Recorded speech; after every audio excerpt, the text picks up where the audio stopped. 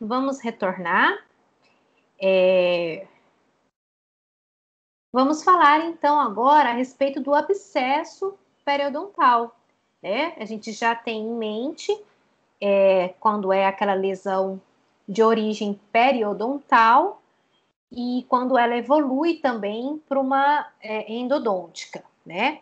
Mas tem aquela situação em que fica o abscesso somente na área periodontal, localizado. E que nos intriga no momento do diagnóstico é porque ele tem dor, né? Causa dor e às vezes muitas das vezes ele é uma dor localizada, mas o que dá o problema é quando está aquela dor difusa. Aí vem a pulga atrás da orelha, né? Que a gente tem que conseguir realmente definir qual que é a sua origem. Então, esse abscesso periodontal, ele pode ser periodontal, lateral ou parietal, né? Que fica, parietal, desculpa. O lateral fica bem nas interproximais, parietal, ele fica ali ou na vestibular ou fica na lingual ou palatina, né? E quando a gente comprime com o dedo, tem a drenagem desse abscesso facilmente. Diferente daquele abscesso típico periapical, de origem endodôntica, né, que está bem ali protegido, que a gente precisa fazer uma incisão lá na base para realmente drenar esse abscesso. O periodontal, muitas das vezes, a gente só com a pressão ele drena via sulco, né? Então, tem um acúmulo localizado de pus intimamente à parede gengival da bolsa periodontal. Então, olha só, situação clínica como essa, né? Então, o volume, o aumento de volume naquela região. Uma outra situação que foi tirado eu acredito que do Carranza, é uma situação, ó, paciente sexo feminino, 42 anos, né? Sem envolvimento sistêmico, apresentava aquela dor aguda, intensa na região do 36. Ou seja, é uma dor muitas das vezes localizada. Lembra lá naquele início que eu coloquei? Dor endodôntica é mais difusa, dor periodontal é mais localizada, né? Observar o forte edema na mesial do dente envolvido, presença de biofilme, né? Profundidade da sondagem aumentada e uma pequena fístula, quase em estágio de drenagem, né? Bem nessa região assim, quase em estágio de drenagem. Na vestibular do tecido mucoso da área edentro. A gente vê aqui, né? Quase começando a drenar nessa situação aqui. Na vestibular do tecido mucoso, a área dentro correspondente ao elemento 35. É aqui mesmo que a gente vê essa característica. E olha só a imagem radiográfica desse elemento 36. O que a gente observa? Tem até cálculo já, que não é, né? Se eu já estou vendo na radiografia, porque tem muito cálculo lá embaixo. Eu tenho aqui, ó, perda óssea, uma lesão de furca com perda óssea também, né? Então, observar perda óssea periodontal com lesão de furca incipiente, né? Ele foi bem cauteloso, que está inicial, ele não arriscou falar qual grau, porque é aquilo que eu falei para vocês, a gente precisa só. E um ponto principal, o dente apresentava vitalidade pulpar, estava com a mobilidade levemente aumentada, mas um dente vital, tá? Então, um dente com vitalidade pulpar. E aí, a gente já começa a descartar a questão endodôntica, né? E aí, olha só, após o tratamento, após 7 dias de raspagem nessa região, a gente tem a solução. E a bolsa foi para 5 milímetros, né? Observar a contração e cicatrização dos tecidos moles, assim como a diminuição drástica da profundidade de sondagem, que confirmou o desaparecimento do edema na fase aguda do abscesso. Aí, pessoal, como tratar o abscesso periodontal, né? Ah, professora, tá com pus, o paciente está com dor. Eu vou entrar ou não com antibiótico? O que vocês acham? Quero a opinião de vocês. Vocês entrariam ou não com antibiótico numa situação como essa? Alguém arrisca? O que entraria da terapia medicamentosa numa situação daquele abscesso. A paciente está com dor, não tem nenhum envolvimento sistêmico, certo? Está com dor localizada, sem envolvimento sistêmico.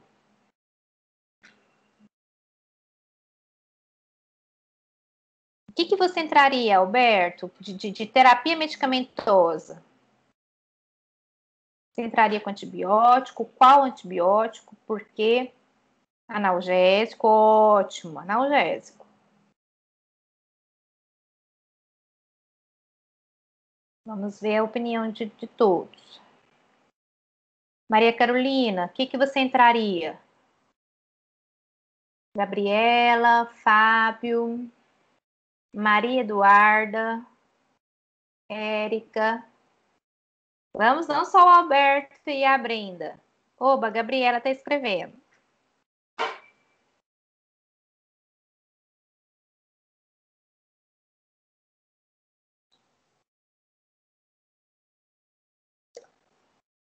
Alberto, perfeito. Um antibiótico de menor espectro. Um antibiótico, né? Alberto, perfeito do analgésico. Sim, eu entraria, tem que entrar com o analgésico. Então, assim, a começar que a anestesia na região vai ser complicada, porque tá uma área com pH alterado devido à presença da secreção purulenta.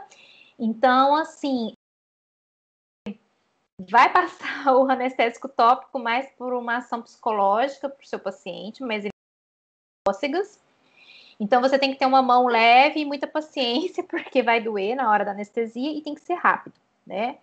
Então você vai anestesiar primeiro de fora para dentro, vamos dizer assim. Eu não começo de dentro para fora, ou seja, de perto do abscesso para fora. Eu venho de fora para dentro, mais pela ação psicológica do paciente, porque ele está percebendo que mais afastado já está ficando anestesiado. Porque se eu começo a anestesiar já em cima ali, na base do abscesso, não vai fazer efeito nenhum, e esse paciente vai ficar mais agitado e vai ficar mais difícil ainda de você agir, né? Então eu vou ali, vamos abrir a figura lá para eu mostrar para vocês aonde que eu ia começar anestesiando. Então, eu começaria anestesiando ali por vestibular mesmo, eu não faria um bloqueio, tá? Porque tá sensível. Só de eu afastar a língua, provavelmente esse paciente ia ficar com incômodo. Então, eu começaria aqui na vestibular desse molar, do 36, aqui no canino, né? Tudo infiltrativa. E aí ele já vai estar mais assim, tranquilo, porque ao redor não tá doendo. Aí eu já começaria aqui na base do abscesso infiltrativa e bem intenso, e ele vai sentir dor, não tem como, né? Então faz anestesia nessa região. E aí começa a raspagem, raspagem com irrigação, utilizando clorexidina, certo? Então a gente usa uma irrigação com a clorexidina. Se você tiver no consultório a 2%, melhor ainda. Mas se naquele momento você não tiver manipulado a 2%, você pode usar o Periogard mesmo, né? Põe na seringa e irriga naquela região e vai raspando. Só de começar a drenar, e você pode apertar com o dedo, o paciente já vai sentindo um alívio, né, daquela pressão, certo? Professora, não tem clorexidina, não tenho, né, nem Periogard, vai com soro fisiológico. Não me invente de irrigar com seringa tríplice, de forma alguma. A gente tem que tentar reduzir o número de micro-organismos. Então, é soro fisiológico estéreo, tá? Entrando ali subgengival, com a ponta da seringa mesmo, você entra ali e vai irrigando e cureta. E aí, Alberto, é o que você falou. Logo após, eu tenho que entrar com antibiótico, com o analgésico, porque a paciente vai sentir dor. Então, o que eu entro de analgésico? Eu posso entrar com a dipirona, 500 miligramas, um comprimido a cada 6 horas, ou paracetamol de 750 miligramas, tá? Eu não preciso fazer dipirona a cada 4 horas, não. Eu posso deixar a cada 6 horas. E o paracetamol é a cada 6 horas mesmo, né? Eu não faço paracetamol em menos tempo para não sobrecarregar fígado do paciente, né? Não ter sobrecarga no fígado. Aí o antibiótico, e aí? Entra ou não entra? só entro se essa paciente apresentar alguma disseminação sistêmica, ou seja, se tiver algum gânglio infartado, certo? Ou se tiver tido algum episódio de febre durante esse momento. Se ela não tiver nada disso, nenhum gânglio inflamado na região, nas proximidades, eu não entro com antibiótico, tá? E para abscesso, nesse caso, Brenda, você falou um de baixo espectro. Pelo contrário, você entra no sistêmico. E isso, a gente tem que ver se ela já tiver, se ela tiver apresentando febre e gânglios, mesmo ela não tendo nenhum problema sistêmico igual estava lá escrito, eu entro com antibiótico sistêmico, tá? Para abscesso, tem que ser amplo espectro, tá? Então, aí, para abscesso periodontal, é amoxicilina associada a clavulato de potássio, tá? Então, abscesso periodontal, até o endodôntico também. Não estando sistêmico, não tiver envolvimento sistêmico, né? Não tiver febre nem gânglio infartado, não precisa entrar. Isso porque a paciente ela é saudável, né? Agora, se for uma paciente em que seja diabética, descontrolada, aí muda a história, né? Tá uma diabética descontrolada, entra com antibiótico, tá? Mesmo não tendo a febre nem o gânglio infartado, né? Se for um paciente que tem alguma prótese cardíaca, aí a gente pode já mudar um pouquinho essa ideia, tá bom? Ok. Vamos voltar. Então, vamos para o próximo situação. Então, aqui foi tratado, raspado, né? Outra situação.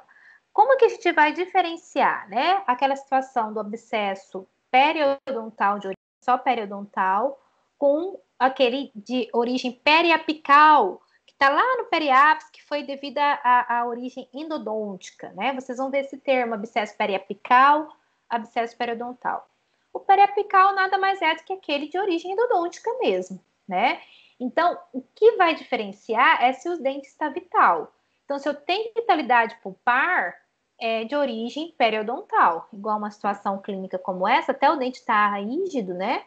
Tem lá aquele abscesso, tem a fístula nessa região, entrou com cone, a gente vê que está mais na área de periodonto, né?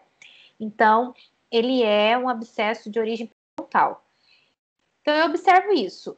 Se tem cáries, né, que pudesse levar à necrose, então não tem. Então, ausência de cárie ou restauração e presença de bolsa periodontal profunda, tá?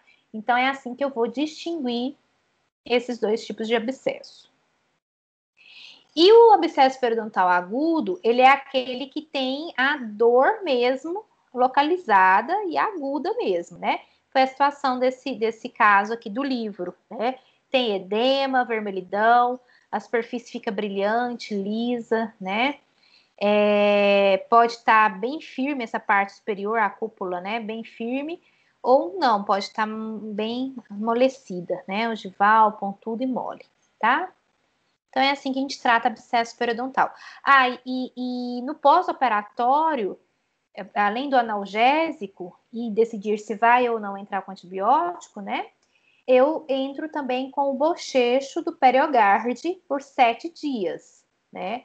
Bochecho 2 vezes ao dia, bochecho do PerioGard, tá? A gente pode ter as complicações desses abscessos, que está bem relacionada às complicações das lesões endopério mesmo, que pode levar a uma perda dentária ou disseminar essa infecção, né? Então, aqui, a gente tem uma situação de um livro aqui, né? É uma situação inicial, que está bem na interproximal desse dente. 3 a 5 dias, a gente começa a querer fistular, e mais à frente já acabou migrando, né? Pegando o dente vizinho também, então complicou mais. Bom, então vamos para um caso clínico que eu quis colocar para a gente ver uma outra atuação da periodontia. Esse aqui é um caso bem mais atual. É uma atuação da periodontia mantendo o dente, certo? Então, foi necessário fazer o tratamento endodôntico do dente 16, porque tinha uma lesão endoperiodontal, né? E depois foi feito o tratamento periodontal através da ressecção radicular.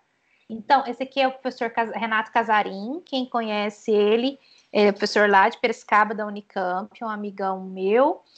E, assim, é um caso atual que a gente aplicou em paciente, nós fizemos juntos esse caso, fizemos num paciente do perfil dos nossos pacientes da FASAN, né, em que a gente foi conservador para ele, pensando no longo prazo, né, de manter esse elemento dentário, e o paciente não tinha condição de fazer já o implante naquele momento, né.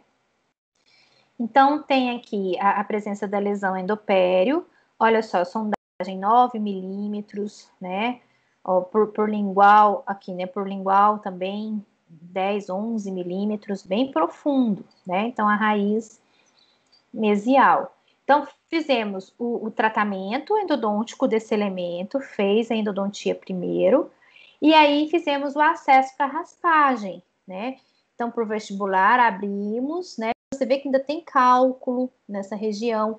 Olha aqui, pessoal, mesmo feito a raspagem subgengival, na hora que abre para o acesso, olha isso daqui, cálculo. Então, o acesso para raspagem periodontal, ele tem sua hora certa de aplicar, né? Então, a lesão de furca, presença do cálculo, né? Então, foi feita a remoção de todo esse tecido de granulação, raspagem, complementação dessa raspagem e a ressecção daquela raiz, né? Deixa eu voltar, só para vocês verem. Então, a gente fez a mesiovestibular, a gente fez a remoção dessa raiz mesiovestibular, né? Olha lá. Então, fez a ressecção da raiz mesiovestibular. Aqui a raiz, então o dente foi tratado, até essa raiz ela é tratada também, mesmo sabendo que ela vai sair, né?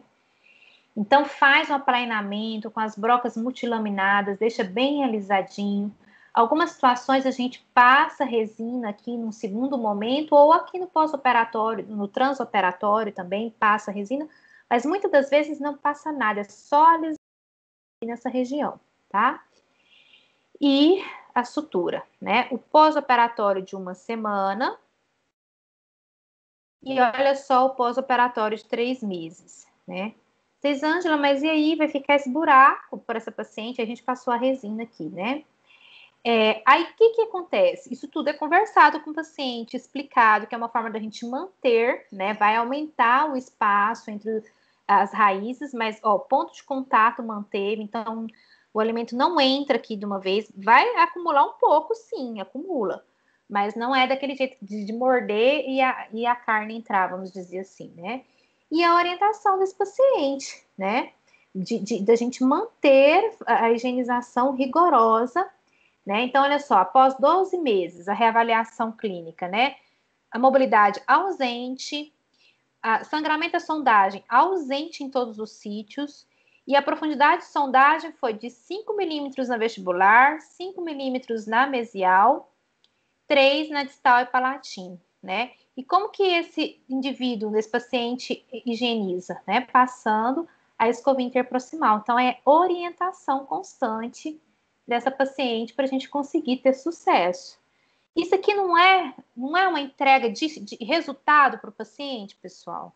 Não é uma periodontia ainda atual. Isso aqui não é. A gente não pode descartar esse arsenal, né?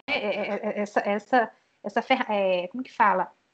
Mas essa opção de tratamento para o meu paciente, só porque eu sou um dentista, que só faço implante, né? Tá bom? Vocês entenderam o meu ponto de vista, né? Interessante, né, Brenda? Super bonito.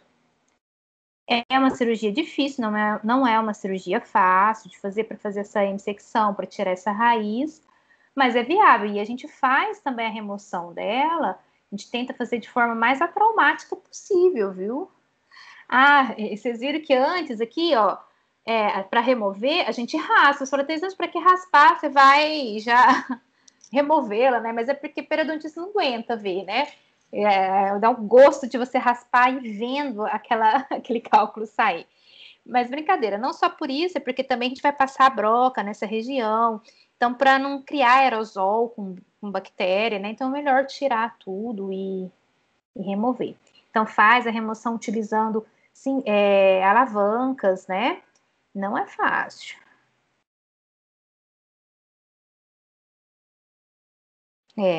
Então, isso aqui é a técnica, é uma técnica ressectiva, porque a periodontia tem as técnicas regenerativas, né?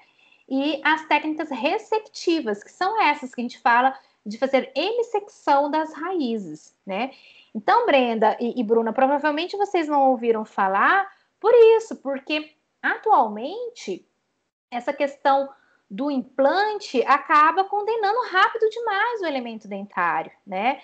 Então a gente tem muito poucos casos atualmente por conta disso, né? Então o que eu tenho que pôr na balança? Eu tenho que pôr na balança se eu realmente vou conseguir entregar um resultado previsível para o meu paciente, se eu vou entregar. O que é resultado previsível? Se eu vou manter a função e a estética desse dente, porque hoje a estética, né, pesa, né? E e se eu não vou ter problemas futuros de perda óssea, né? Que vai depois lá na frente dificultar a instalação de um implante, tá bom? Então, provavelmente é por isso que vocês nunca ouviram falar, porque realmente hoje o que faz mais é o implante. Então, é uma técnica muito clássica, né? Não vou falar antiga, não. É uma técnica clássica na periodontia e altamente viável para ser feita. Olha isso. Então, isso aqui, ó, forma osso. Por que, Teresângela, forma osso aqui? Porque, ó, eu tenho crista óssea aqui e formou coágulo ali. Então, eu consigo manter. E a paciente higienizando, eu consigo manter. Tá bom? Ok. Bom, então agora a gente vai sair do assunto abscesso periodontal, lesões endoperiodontais, e vamos entrar um pouquinho, falar rapidamente, vai dar o tempo certinho da gente aqui, das deformidades do periodonto, né? Então, pessoal, isso aqui é uma cirurgia minha de sorriso gengival, né? Fiz toda a osteotomia dessa paciente e, na verdade, por que tá até lá em cima, Teisângela? Meu Deus, que exagero. É porque a gente ia colocar o cimento ósseo, né? Cimento ortopédico, desculpa. E aí, por que é importante eu saber que existe fenestração? O que é fenestração, né? Alguém tá vendo alguma fenestração aqui, antes de eu apontar, para ver se vocês já têm alguma certa familiaridade com esse termo? Me fala o número do dente, quem tá vendo, e está mais coronal ou mais apical? Nobody.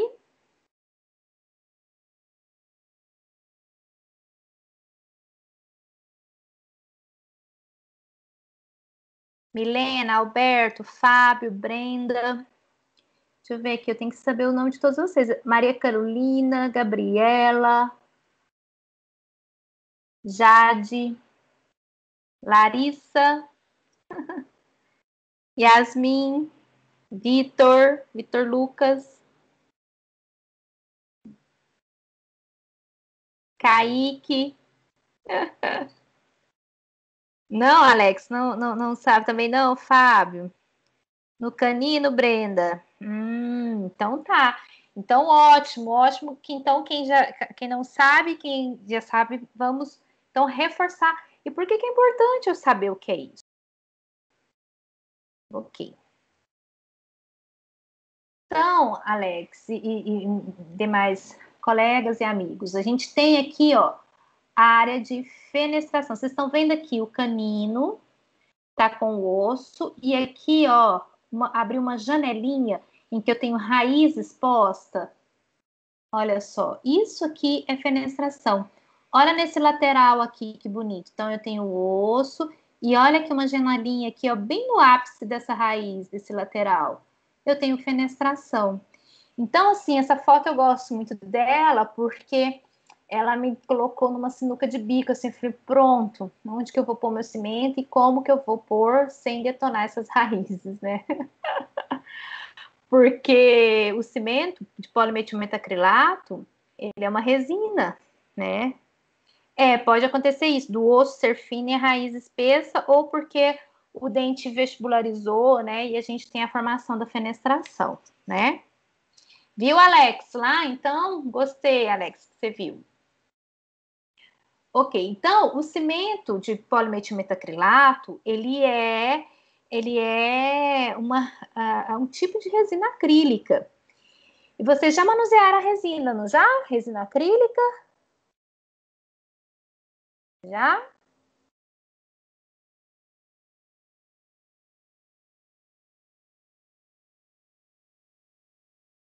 A acrílica, não? A resina acrílica, ela tem as fases dela. Eu não vou falar direito, não, que senão a professora de prótese vai ficar, a professora Carol, o professor Uriel vão ficar bravos comigo, porque as fases certinhas eu já dei uma esquecida. Mas assim, ela tem a fase arenosa, a gente pega o pó e o líquido. O líquido é o monômero. Vai demorar, Fábio? Tá certo, mas eles vão ficar bravos se eu não posso falar coisa errada de jeito nenhum. Mas assim, é o pó e o líquido, e a gente mistura o pó e o líquido. E aí essa resina entra em algumas fases. A fase inicial dela é a arenosa, fica arenosa mesmo aquela mistura. Depois tem uma fase que é a que eu tô esquecendo o nome, que ela fica com umas fibrazinhas, uns fiozinhos que eu não sei se eu posso falar que é elástica. Mas aí eu tenho a fase que eu consigo manipular já com a luva sem fazer muita bagunça. Aí eu manipulo essa resina e consigo colocá-la, moldá-la naquele defeito ósseo. E aí a resina continua, né? Ela começa a ter uma fase de exotérmica, a aquecer.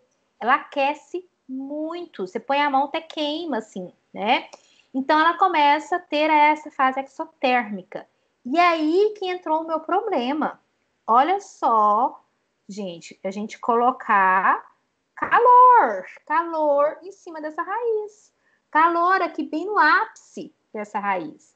Ou seja, eu tenho que conhecer as deformidades do meu periodonto para saber o que está acontecendo, né? Para saber o que eu vou fazer. Eu vou colocar uma resina quente aqui em cima de raízes expostas. O que pode gerar? Necrose, né? Então, pessoal, eu coloquei aqui só por isso, porque a gente, no nosso dia a dia clínico, a gente tem contato com essas deformidades, né? Aqui, o que foi só a solução, resumindo, né?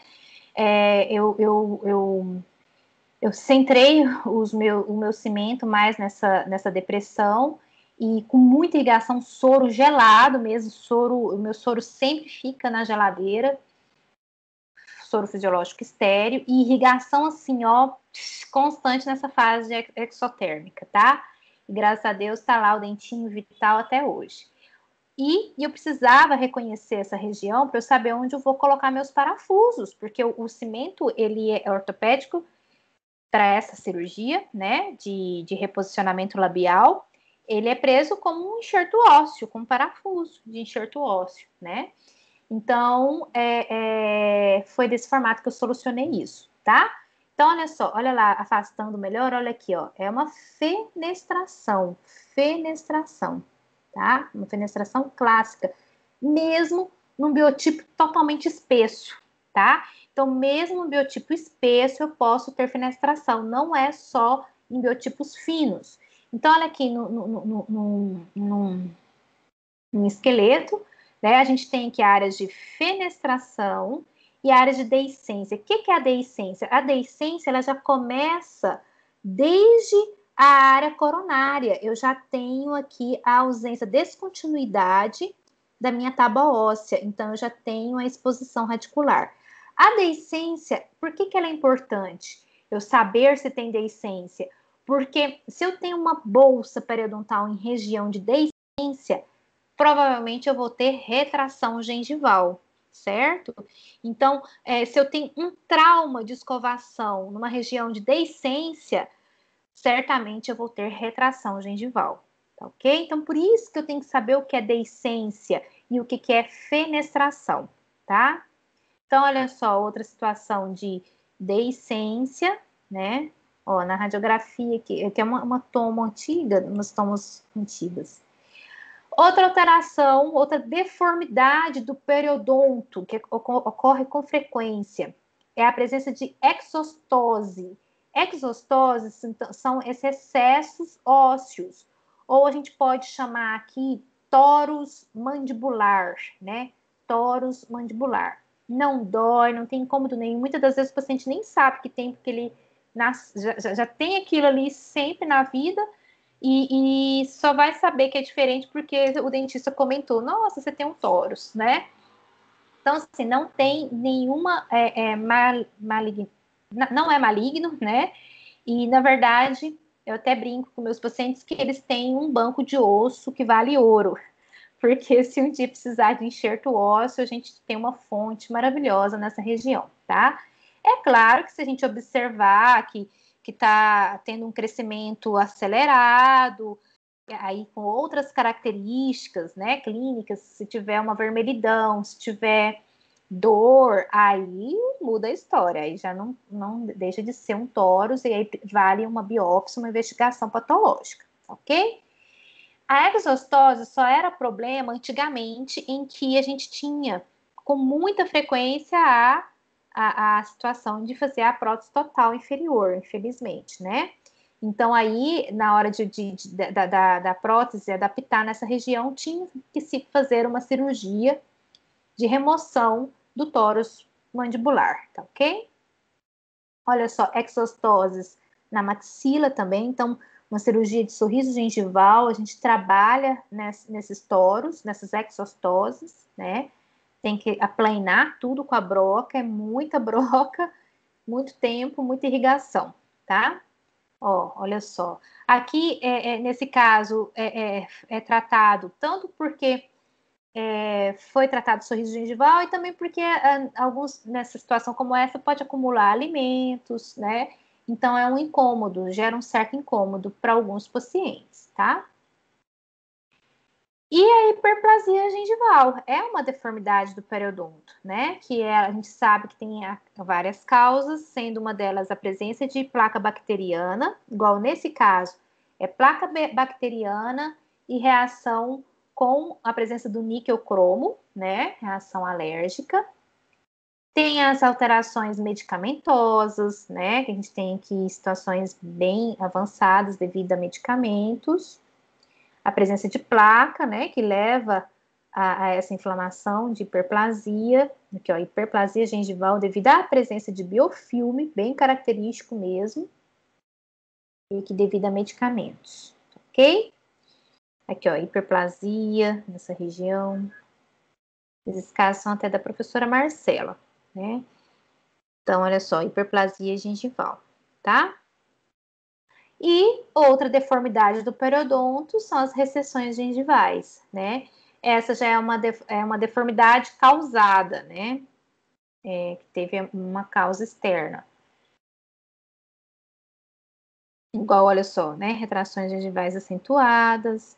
Aqui, por exemplo, é o típica situação que teve um trauma de escovação numa área de deiscência óssea, né? Então, olha, você vendo aqui pelo jeito que é fino esse biotipo, provavelmente aqui tem uma deiscência, provavelmente tem alguma fenestração, né? E aqui foi sim, pelo relato da paciente, ela bateu a escova, traumatizou essa região e começou a retração gengival, porque tinha uma deiscência óssea, ou seja, aquela descontinuidade da tábua vestibular óssea, tá ok? E a presença de freios e bridas, são deformidades do periodonto que a gente tem que avaliar a real necessidade de remoção, igual, por exemplo, para fechar diastemas, né? Muitas das vezes a gente entra aqui, até por palatino, para remover essa inserção, essas fibras dessa região, para a gente conseguir fechar esse diastema, ok? Aqui é uma situação de diastema que eu acho que foi uma vez o Fábio Carvalho que colocou para mim, Thais Ângelo, em uma situação que eu vi que os dentes vão para frente, com diastemas, né?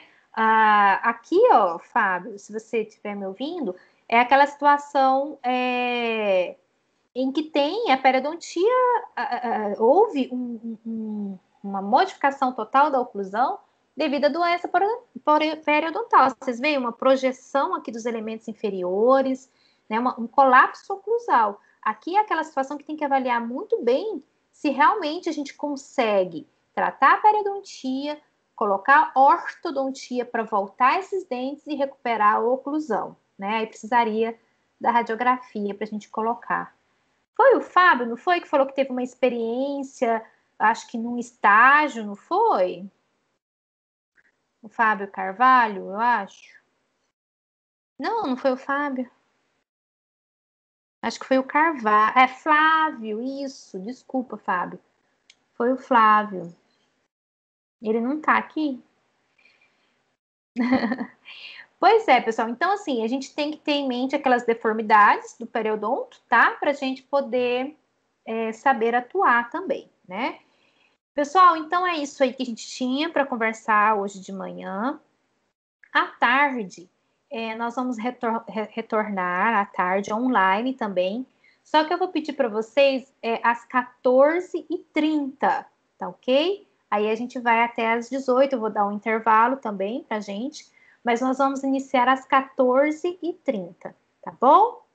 Então, muito obrigada a vocês, tenham um bom almoço e até já. Obrigada, pessoal. Deixa eu pôr pause.